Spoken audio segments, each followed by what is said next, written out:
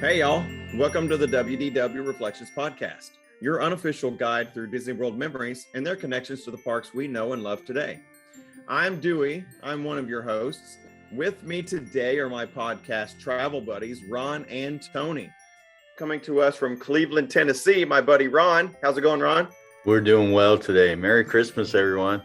Looking forward to today's discussion. Good to see my buds, Dewey and Toni today. All right, good to see you too, Ron. And coming to us from the Big Apple up there in New York is my good buddy Toni. How you doing today, Toni? Hey everybody, as we say where I come from, Feliz Navidad, Merry Christmas. Hope everybody's having a good week, and we are here to celebrate with, at least Dewey and I, with our ugly Christmas sweaters. Ron is traveling for the holidays, so he didn't pack the ugly sweater this week, but that's all right. He's actually probably the smartest of us. So this week, we wanted to take a look at the history of Mickey's Very Merry Christmas Party for this episode. We wanted to look at maybe a little bit of how long it's been going on and take a look at how it's changed. So Ron is going to lead this week's discussion. So Ron, if you're ready. I'm ready. Mickey's Very Merry Christmas Party is one of my all-time favorite things that Disney has done.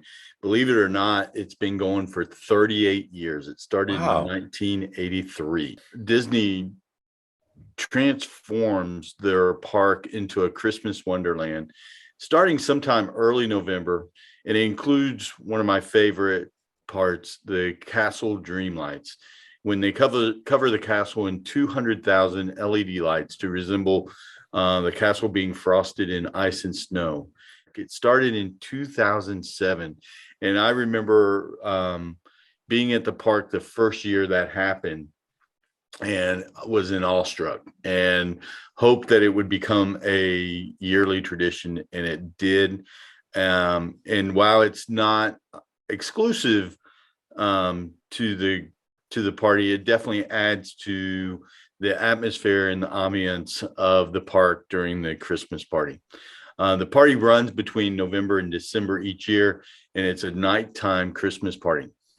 During the party, there's 3 Christmas shows: Mickey's Once Upon a Christmas Parade, Celebrate the Season in Front of Cinderella's Castle, and Holiday Wishes Fireworks Show. In 2019, it was replaced with Minnie's Wonderful Christmas Time Fireworks featuring Minnie Mouse.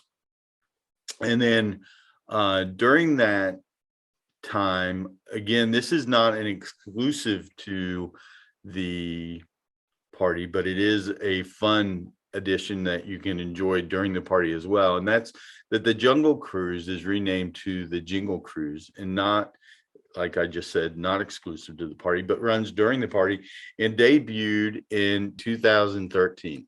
Do you know what they changed during the Jingle Cruise?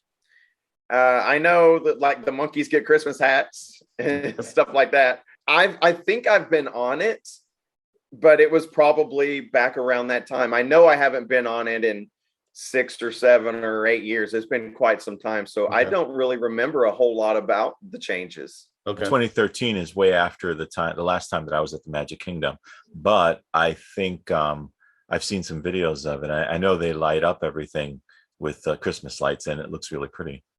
Cool. Yeah, they definitely add Christmas details. So hats on the monkeys and lights would definitely be part of that.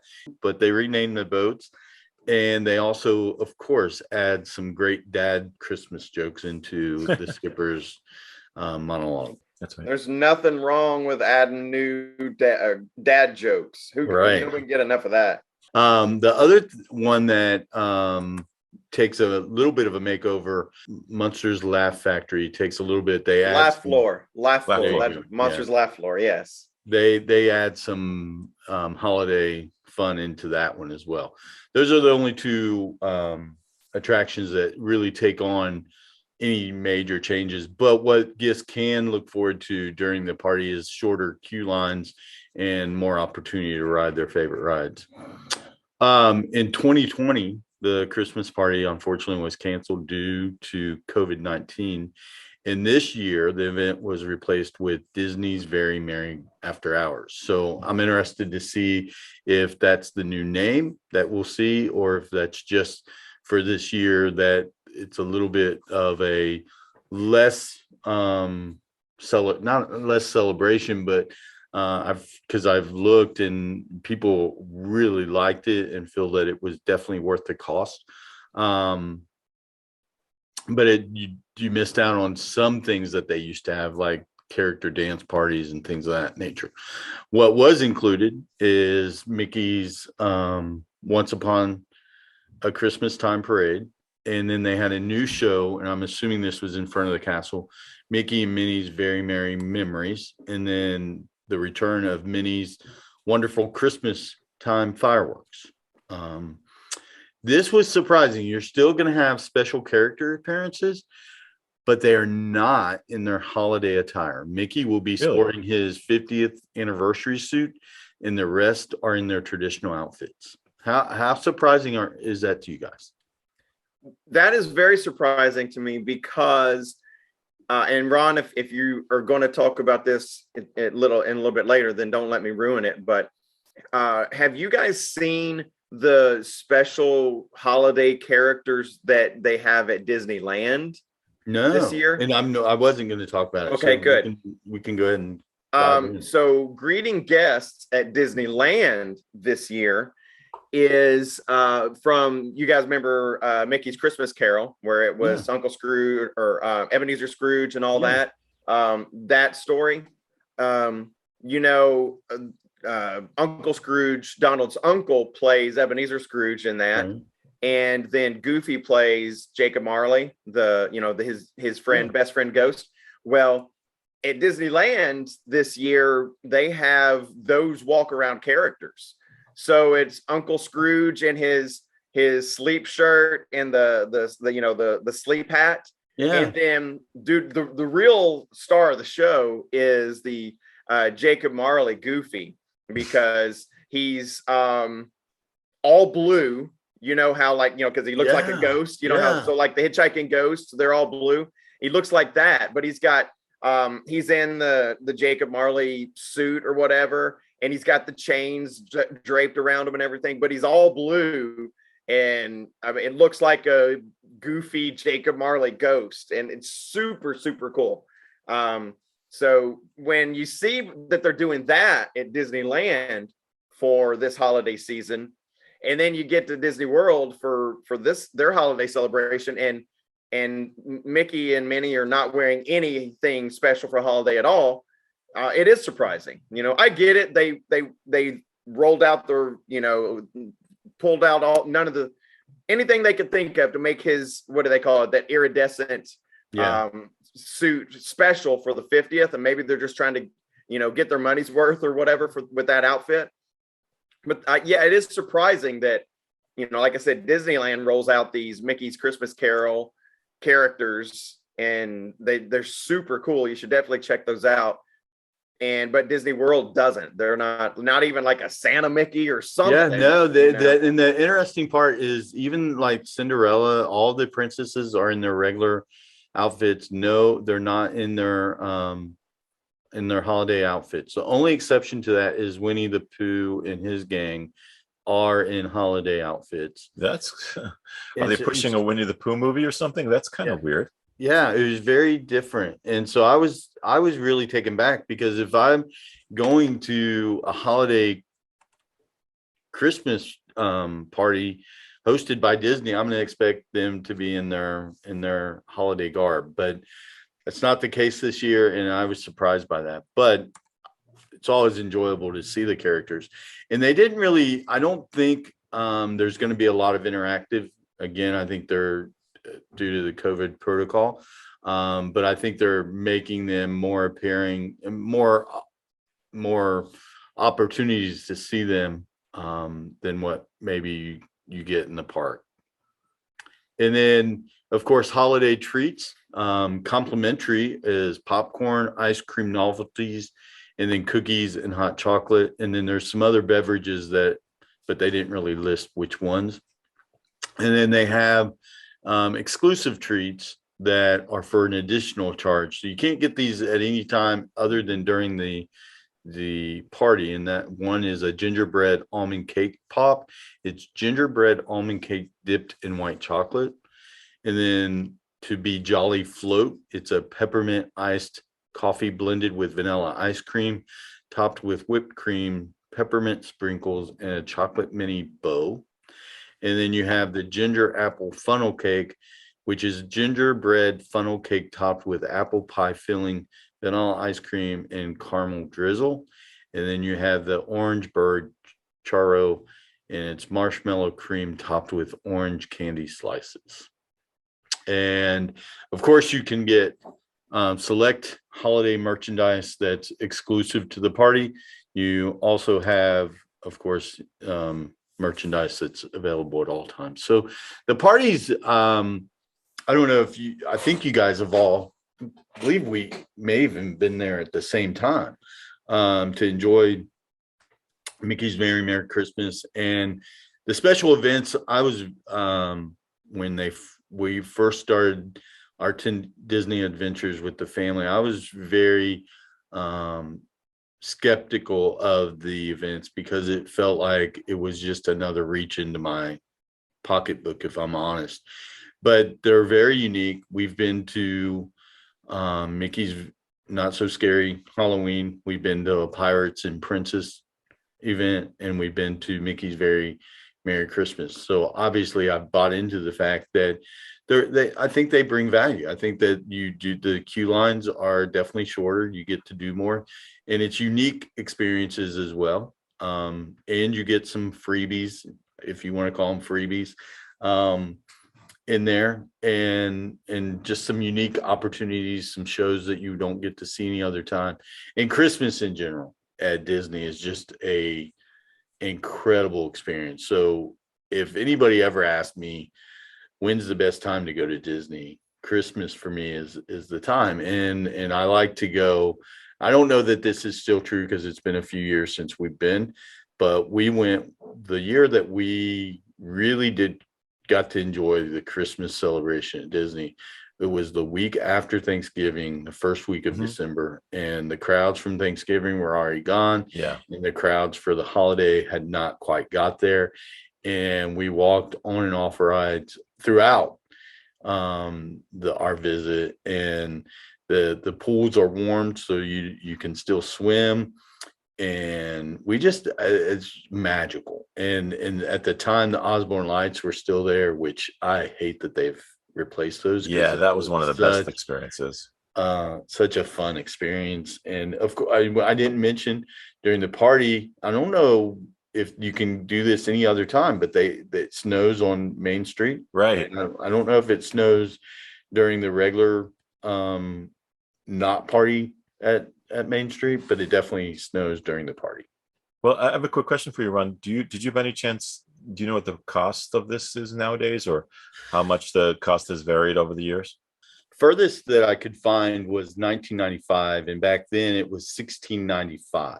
$16.95. $16.95. Wow. So even back then, it was still like a hard ticket event. You didn't get in just by your regular daily ticket. You had to buy a special event ticket. But in the mid 90s, that special event ticket cost you $16.95 a person. Yeah, and it almost seems like that would be like a 1960s pricing. I mean, that right? Crazy. What did they do for that one? Here's the budget version. I mean, that's how much a beer costs around World Showcase now. Yeah, right. You know, or churro.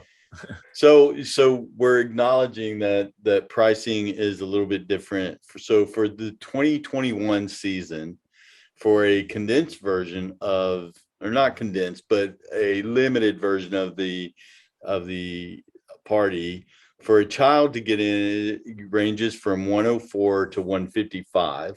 For a child? That's because of the tiered pricing. The closer you get to Christmas, the more expensive it is, right? Wait a minute. How many hours did you say this was? It's 4 or 5. I think it doesn't start at 7 and it goes till starts midnight, at 7 and right? goes till midnight. Yeah. Okay. Now, the what we didn't mention, and I should have, is that it starts at 7, but you can get in a little earlier. And some have suggested for this year, you could actually get in and see 2 fireworks shows, because you could get in early enough to see the fireworks show that they do prior, and then see the fireworks show that they do for the Christmas party. But that's provided that you have admission to the park already, or is that included? You'd have to have. No, they're saying that you could get in early with your Christmas party. With your Christmas party thing. Okay. Yeah, now that is one thing. The Christmas party, the hard ticket event, that is your admission to the Magic Kingdom that day. So, oh, really? So now, granted, you do have to wait until technically the ticket says 7 p.m. But I know we discussed when we talked about the Halloween party. Some people were successful getting in as early as 4. Right. Yeah. Yes. So you don't get an entire day of admission with that. But if you're trying to stroll in around 4 or 5 p.m., then you do get admission to the Magic Kingdom. So maybe that a little bit can kind of justify $100 for a ticket, because you are gaining entrance to the park and getting the special event ticket. But holy smokes, that's a lot of cash. So that's still child ticket that we're talking. Yes. Not that the adult ticket is much more. The adult ticket is between $109 and $159. Okay. So moral to that story is, if you want to celebrate Christmas, do it at the end of November and you'll save $50 a person. Wow. Well, wait, it gets better. There's good. Mickey's Very Merry Christmas Party Plus. Oh, here we go. It's just like Genie Plus, right? You get a Christmas Party Plus. What does that mean? Really, there's not. But means minus to your wallet. On December 19th and 21st, if you want to attend the party on those 2 days, a one price cost of each person is, are we ready? Drum roll, please.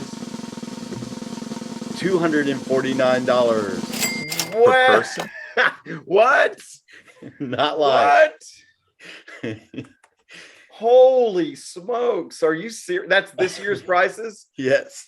Holy smokes. So if you wanted to go today or on the 21st, you're going to pay $249, though it's sold out. Oh my gosh. That is unbelievable. It's unbelievable to me that it is sold out at $249 a person. Holy smokes. So, I'm in shock. So guys, if we had any hope that Genie Plus or cost would become more reasonable, I don't think we're going to see that.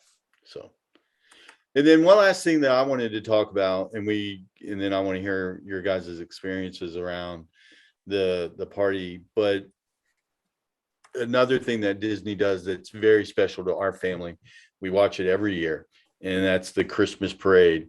And many think that it is aired live, and it's not. It's pre-recorded. It's normally the first week of November that they record that, but that's not in stone. There's been other dates, but that's pretty much when they do it. And then the thing that I found interesting was that it actually was a live parade until Disney bought ABC, and then they started pre-recording it after Disney bought ABC. They probably wanted to control what it is that you're seeing, and this is absolutely. If you guys have ever watched it, it's definitely very much a what's coming up at Disney type episode. So it's always enjoyable. We love it, even though there's some advertisement to it. It's still enjoyable to us. I still watch it. I don't enjoy it as much as I used to. Probably because one thing is, I'm not a fan of pop music, and that's all that's on there now. That's true. It's like and this is just grumpy old man Dewey, but I'm like, hey kids, get off my lawn. That's if I'm honest, Dewey, we record it, so I fast forward through some of the. Yes, I do the exact same thing. I'm like, hit the DVR so I can fast forward these teeny bopper pop stars, and I don't have to listen to them sing, their version of the latest Christmas song or whatever. So, but on the positive side, you do get a few glimpses of new up and coming things that are coming during that parade. So what about you guys? What's been your experiences with the party? Have you guys gotten to go and did you enjoy it? Did you think it was worth it? I'd love to hear what you guys think. Well, I've been to the Christmas party a few times. When my kids were smaller, anytime around probably 2004 to 2012 or so is probably, my prime Disney World at Christmas, Mickey's Very Merry Christmas Party attendance. And my son, when he was little, absolutely loved the toy soldiers from the parade. So that's one reason why we made sure we watched it every year, because he loved that part of the parade.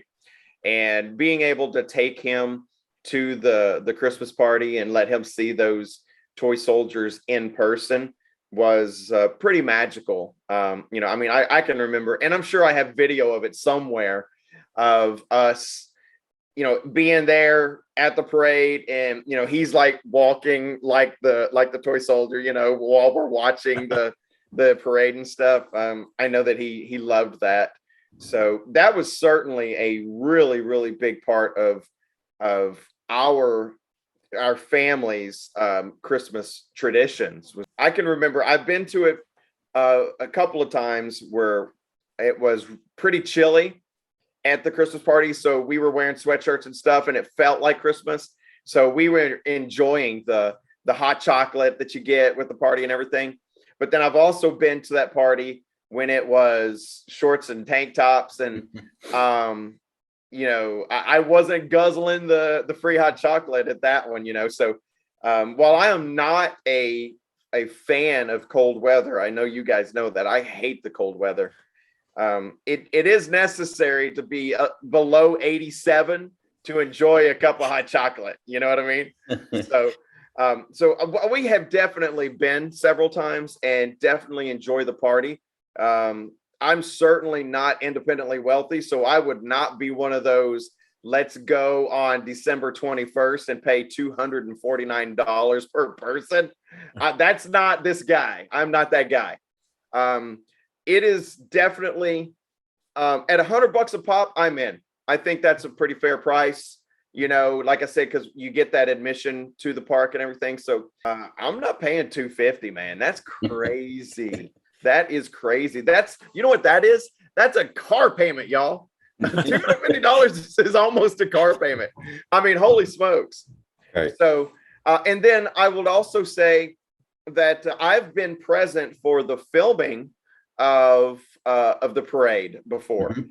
And it's not magical when you're there for the filming. It's not, because it's all it's producers and folks saying, there's literally nothing going on the street, and they're like, okay, we're about to start filming, everybody act excited, show enthusiasm, clap and say hi, Merry Christmas, or I love you from whatever. Like, they're giving you instructions, and then you're pretending that Mickey's going by or something on the parade float and stuff. So it's that's how TV. Yeah, there you go. Yeah, Tony's doing it. That's how TV's made. I get it, but it was fun. I'm glad I did it one time, but it's that's how TV's made, and it's not the same when they're pre-recording it. I'm a fan of watching that process, but if you go to watch the parade, it's a lot of hurry up and wait, and basically you get to watch about 5 minutes of the production, and then it's all staging and getting ready and for hours. Well, I was there actually for, I think it must have been 2004, the filming of the Christmas special. I think Regis was the host that day, but we actually used that opportunity to go on the rides because a lot of people were focused in the Main Street area. So we took that opportunity to go on some of the rides that usually have the longer lines. And I have to say, I love Disney World at Christmas time. The times that I've been there during that time have always just been some of my favorite visiting opportunities. And as far as the Christmas parade, that was one of the first gatherings that I had gone to with the group that we all met on, the Mouse House Magic group. And I remember getting there that night to meet everybody and just being overwhelmed by the feeling of Christmas that you get when you enter into the park. Especially once it starts to get dark and everything lights up and Main Street lights up.